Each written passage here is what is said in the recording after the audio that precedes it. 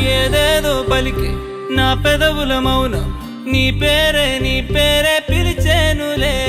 నీ పిచ్చితోనే అల్లాడే ప్రాణం నిన్నేలే